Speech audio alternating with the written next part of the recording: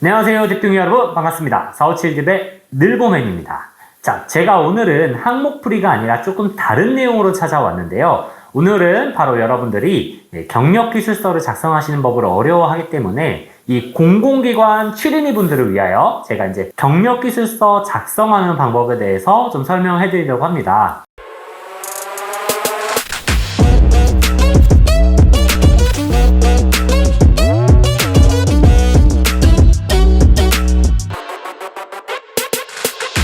와우.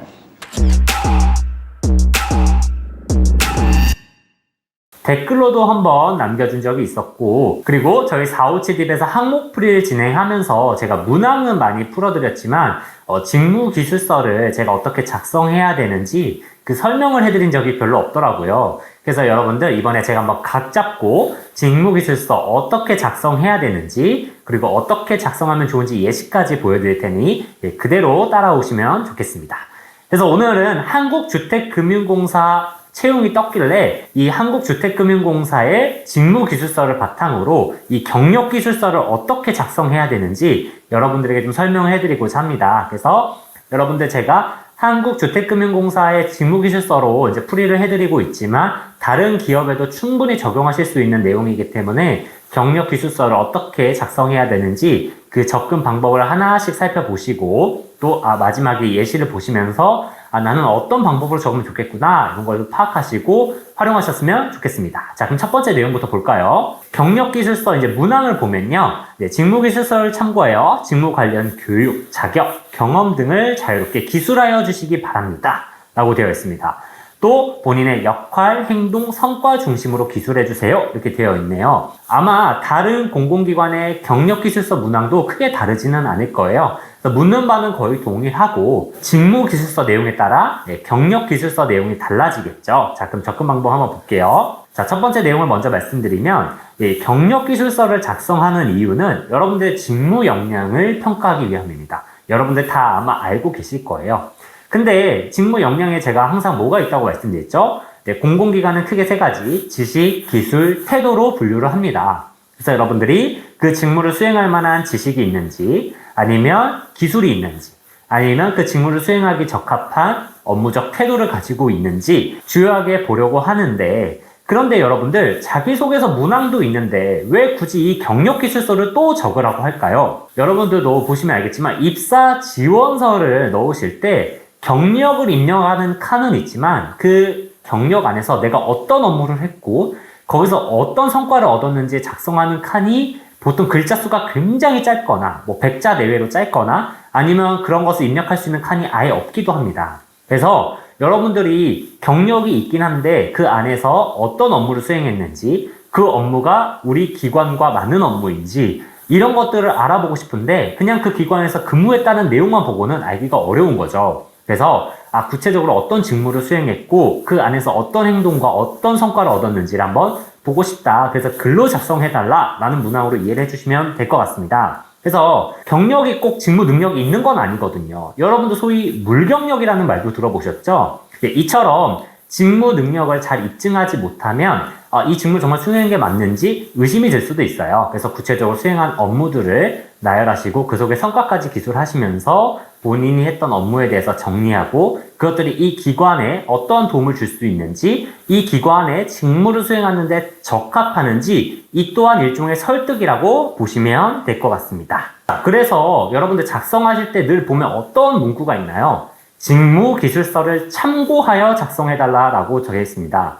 이 기관에서 어떤 직무를 수행할 수 있고 그 직무를 수행하기 위해서는 어떤 역량들이 필요한지 기술해 놓은 것이 바로 직무기술서인데, 여러분들이 교육이라든지 자격이라든지 경험을 작성하실 때 그냥 임의대로 작성하시는 게 아니라 우리 기관에 일을 하기에 적합한지 판단해야 하기 때문에 이 직무기술서에 맞는 내용을 적어달라는 거예요. 소위 일종의 가이드라인이 제시되어 있다고 보시면 됩니다. 그래서 여러분들이 그냥 나 이런 업무 수행했는데 하면서 그걸 쭉쭉쭉 적어 내려가는 게 아니라 직무기술서를 먼저 보고 경험을 선별해야 될 필요가 있습니다. 그래서 직무기술서를 먼저 파헤쳐 보셔야 되고요. 경력기술서에 있는 용어라든지 그 속에 쓰여있는 개념을 활용해서 작성해 주시는 것이 가장 좋습니다. 자, 그러면 제가 이 직무기술서를 어떻게 활용하는지 좀 설명을 드려볼게요. 자, 먼저 뭐 공사의 사업 내용이 설명되어 있기도 하고요. 그 밑에 보면 뭐 능력 단위라든지 아니면 이 직무는 어떤 직무를 수행하는지 그 내용이 나와 있기도 합니다. 그리고 그 밑에 보시면 필요 지식, 필요 기술, 필요 태도라고 되어 있는데 예, 맞습니다. 이 세 가지가 제가 앞에서 말씀드린 직무 역량입니다. 그래서 자, 사업 내용을 파악하는 거는 여러분들 아마 지원 동기 작성하실 때 아마 유용하게 쓸 것 같고요. 그 다음에 여러분들이 이 공사에서 어떤 직무를 수행하는지 모르겠다라고 하시면 이 직무 기술서 가장 먼저 살펴보시면 돼요. 그래서 어떤 직무를 수행하는지 여기 설명이 적혀져 있고요. 그 밑에 세 가지, 어떤 역량이 필요한지까지 세 가지 카테고리에 나눠서 기술이 되어 있습니다. 그래서 요거를 잘 꼼꼼하게 읽어보셔야 되는데 선생님 그냥 이 직무기술서를 읽어보기만 하면 되나요? 읽어보면 끝인가요? 라고 생각하실 수 있는데 아닙니다. 이제 이걸 파헤쳐 봐야 돼요. 어떻게 파헤쳐 볼 수 있을까요? 자, 여러분들 제가 직무기술서를 통해서 경험을 정리할 수 있는 방법을 좀 설명해 드릴 텐데요. 이제 필요 지식, 필요 기술, 필요 태도라고 나와 있을 거예요. 그러면 여러분들이 딱 형광펜을 하나 들어보세요. 자, 지금부터 형광펜 하나 들고 자, 여기서 본인이 해당 사항 있는 것들 한번 체크해 보세요. 내가 혹시 업무용 프로그램을 사용해 본 적이 있나? 그 특성을 이해하고 사용해 본 적이 있나? 아니면 내가 조직도나 업무 분장표 이런 것들을 활용해서 내 구성원들의 업무를 좀 나눠본 적이 있나? 아니면 전산 시스템을 좀 활용해 본 적이 있나? 이런 것들을 하나씩 살펴해 보면서 내가 관련 경험이 있는지 아니면 내가 사무 보조를 하기 위해서 어떤 사무 역량, 사무 관련된 자격증을 딴 적이 있는지 사무기기 활용 능력이 있는지 이런 것들을 내가 했던 경험이라든지 내가 취득했던 자격증이라든지 아니면 내가 들었던 수업이라든지 이런 과정 등을 통해서 이런 경험들이 있는지 한번 확인해 보는 거죠. 그리고 해당 사항이 있다 그러면 형광펜으로 한번 칠해 보세요. 그래서 형광펜으로 칠하시고 자, 그 옆에 볼펜으로 쭉 빼서 내가 어떤 경험에서 이런 역량을 쌓았는지를 한번 간단하게 적어보는 거예요. 그러면 경험 속에서 여러분들 한번 여러 번에 걸쳐서 쌓은 역량도 있을 거예요. 그러면 사실 그게 여러분들의 핵심 역량이 될 수도 있는 거거든요. 예를 들면 내가 사무 역량 관련해서 사무 프로그램을 많이 써본 적이 있어요. 예를 들면 대학교 행정실에서 실습하면서도 써봤고 아니면 내가 어떤 컴퓨터 활용 능력 자격증을 따면서도 이 관련 역량들을 쌓았고 아니면 관련 공모전이라든지 아니면 인턴이라든지 이런 것들을 하면서도 사무 프로그램을 좀 많이 사용해 봤다면 여러 번에 걸쳐서 활용했던 역량이기 때문에 아무래도 그 역량이 좀 여러분들의 높은 수준의 역량일 수도 있겠죠. 그러면 그런 것들이 여러분들의 강점이자 핵심 역량이 될 수도 있는 거예요. 그래서 이런 역량을 그냥 추상적으로 접근하기보다는 공공기관은 이 직무기술서를 보고 한번 여러분들이 형광펜을 쳐가면서 내가 진짜 어떤 역량이 있는지 한번 파악을 해보는 게 좋고요. 만약에 여러분들이 형광펜을 칠하지 못한 역량이 있다면 그 역량들은 입사하고 보완하셔도 됩니다. 그래서 입사 후 보완할 점으로 말해보셔도 좋아요. 그래서 여러분들이 이렇게 내 형광펜 하나만으로도 어떤 역량이 있는지 그리고 그 밑에 볼펜으로 쭉 빼서 그 관련된 경험들까지 적어보신다면 경험 정리까지 하실 수가 있습니다. 자, 그래서 이렇게 경험을 쭉 정리했다면 이 경험을 이제 내가 이게 교육사항에 맞는지 아니면 자격사항에 맞는지 경험사항에 맞는지 카테고리를 좀 분류해 보시고요. 이제 역량기술서를 작성을 해볼 텐데 자, 또 문항에 어떤 내용이 있었죠? 역할이나 행동, 성과 중심으로 작성을 해달라고 내용이 나와 있습니다. 자, 그래서 제가 한번 예시를 가져왔는데, 자, 첫 번째, 땡땡푸드 쇼핑몰이라고 나와 있죠. 그래서 기업명을 블라인드 처리하셔도 상관없고요. 만약에 이제 가이드에서 기업명을 반드시 표기해주세요 라고 하면은 기업명을 정확히 표기하셔도 됩니다. 기업명을 표기할지 말지, 어디까지 블라인드 할지는 기업마다 조건이 조금 다르고 가이드가 나와 있기 때문에 그에 따라서 작성해 주시면 될 것 같고요. 저는 일단 블라인드 처리를 해봤거든요.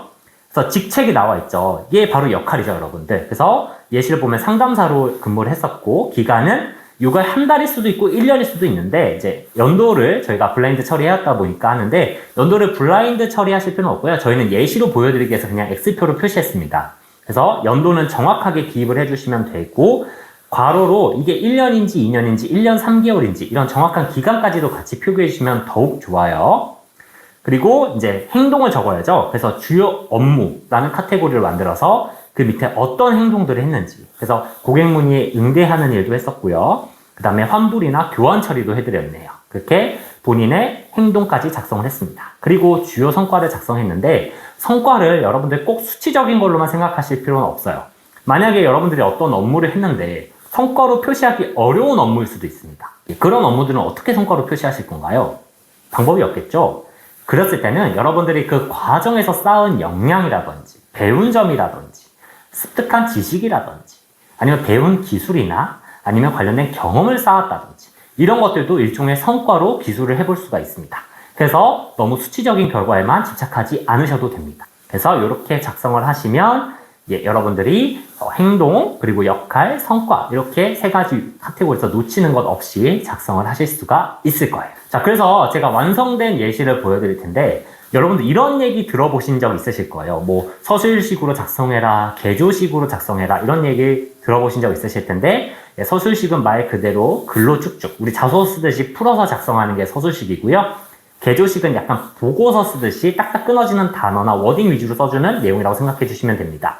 그래서 서술식으로 작성하는 게 어떤 게 좋냐면 구체적으로 관련 상황과 경험을 기술할 수 있기 때문에 경험은 별로 없지만 내가 그 상황을 구체적으로 쓰셔야 되는 분들 이런 분들이 서술식으로 쓰면 좋아요.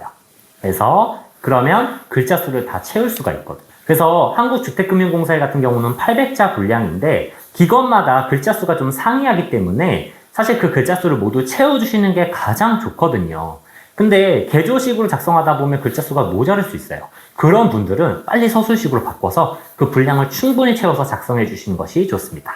그래서 서술식을 이렇게 작성해 보실 수가 있어요. 줄글로 되어 있죠. 개조식으로 작성하는 건 어떤 분들이 좋냐면 경험이 많아요. 뭐 교육사항도 많고 나는 자격을 취득한 것도 많고 경험도 여러 군데서 했는데 그거를 이 800자 안에 녹여내야 되다 보니까 그런 분들은 개조식으로 작성하면 좋은 거죠. 핵심 키워드만 빠르게 넣으면서 핵심 키워드만 빠르고 간략하게 넣으면서 본인의 역량을 드러내실 수가 있거든요. 그래서 개조식은 이렇게 작성할 수 있는데 아무래도 글자는 짧게 넣었는데 칸을 많이 넣기 때문에 제가 2장의 분량으로 나눠서 작성을 해봤거든요. 그래서 처음에 교육사항 해서 이제 과목 2가지 들어가 있죠. 그리고 자격사항 해서 자격증 취득한 것들 넣어주고 있네요. 그리고 마지막으로 경험사항에서 푸드 쇼핑몰에서 일했던 것과 교원의 봉사동아리 활동 경험을 이렇게 작성을 해주고 있습니다. 그래서 보시면 알겠지만 뭐 기간 이런 것들까지 같이 넣어서 해주고 있고요. 서술식으로 적는 경우에는 뭐 기간을 넣지 못할 수도 있는데 제목 옆에 같이 넣으셔도 상관은 없어요. 그래서 여러분들이 이런 거는 사실 자유롭게 기술해달라고 했기 때문에 너무 틀에 얽히지는 않으셔도 되나 어느 정도 일정한 가이드라인은 있다라고 생각해 주시면 될 것 같아요. 자, 그래서 여러분들 저희 457D 홈페이지에 보시면 사기업, 뭐 공공기관, 막론하고 경력기술서, 경험기술서 작성하실 수 있는 거 저희가 다양한 게시물로 풀어놓은 게 있거든요. 그래서 저희 457D 홈페이지 들어오셔서 자소서 강의라는 게시판에 들어오시면 거기에 경험기술서, 경력기술서 저희가 수많은 예시로 풀어드렸습니다. 그래서 더 많은 예시 보고 싶으시다면 홈페이지 접속하셔서 게시판 참고해 주시면 좋겠고요. 이렇게 도움 받으셔서 한국주택금융공사 뿐만 아니라 다양한 공공기관에서 도움을 받으셨으면 좋겠습니다. 여러분들 안녕.